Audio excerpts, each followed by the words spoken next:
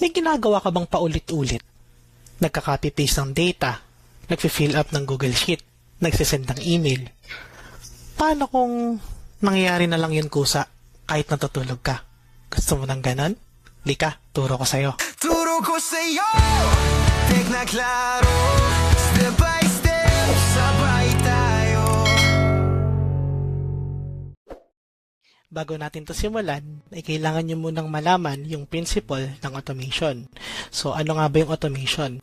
Ang automation ay kapag merong event na nangyayari, ay magre-response ng automatic yung system mo. So, ang automation ay merong tinatawag na workflow. So, ito yung sinet-up mo na gagawin ng system mo kapag nangyari yung automation mo. So, ang workflow ay nahati sa tatlong section. Merong trigger, may actions, at merong result. So, para mas madali niyong maintindihan, mag-cite tayo ng example. Kunyari, isa kang event coordinator. So, ano yung trigger mo? Nag-setup ka ng Google Form.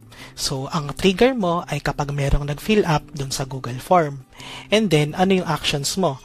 So, kapag naka-receive ka ng trigger na merong nag-fill up sa Google Form mo, i-collect mo yung mga data kung ano yung mga naging input ng client mo. So, yun yung actions mo. And then, ano yung magiging result nun? So, it's up to you.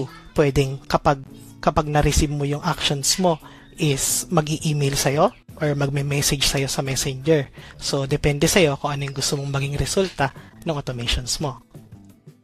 So, ngayong alam nyo na ang principle ng automation, ano-ano naman yung mga tools na pwede natin gamitin para gumawa nito.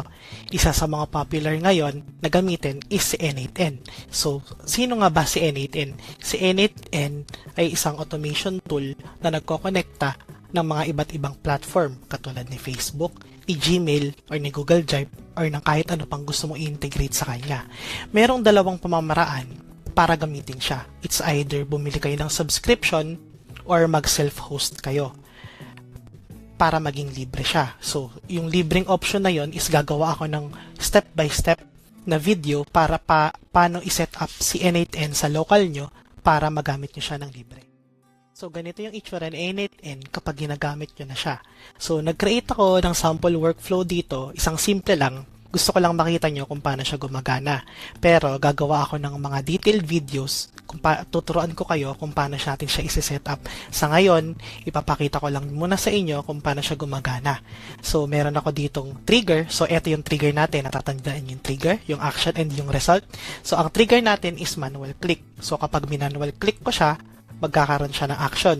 So, ang action na ginawa ko dito is si ChatGPT give me quote of the day. So, yes, pwede nyo i-connect ang iba't ibang klase ng AI sa workflow nyo para mas papadali pa mismo yung gusto nyong gawin. And then, yung result natin is i-upload natin yung quote of the day na binigay ni ChatGPT sa ating Google Sheet. So, ito yung basic workflow na alam ko na mas magigets nyo kung paano siya gumagana. So, tignan natin. So, kapag kinlik ko siya, nag-iisip si ChatGPT ng possible quote of the day. So, ganyan yung itsura niya. Ibig sabihin, executing. Then, executed, ibig sabihin, tapos na. So, kapag nag-green na siya lahat, ibig sabihin, na-execute na yung workflow nyo. So, puntahan natin yung Google Sheet. So, eto na yon. Yung success is not final, failure is not fatal. It is the courage to continue that counts. So, ang ganda nun. So, i-check natin kung talagang gumagana siya. So, hindi ko napakita sa inyo kanina na blanco to. So, try ulit natin siya. So, execute tayo ulit. Manual yung ating trigger, and then yung action, and then yung result. So, pag pinuntahan mo to, so, ayun, nagbigay ulit siya ng quote of the day. Success doesn't come from what you do occasionally, it comes from what you do consistently. So, ang ganda na naman. Good job, ChatGPT. Alright, so panibagong kaalaman para sa araw na to. Maraming salamat guys sa inyong panonood. At hopefully, in the next video, magkita-kita tayo ulit doon kung saan i-set up natin yung N8N local hosted para magamit nyo ng libre sa machine nyo. And as always, comment kung meron pa kayong ibang gustong matutunan. And for sure, tuturo ko yan sa'yo. Turo ko sa'yo, tek na klaro.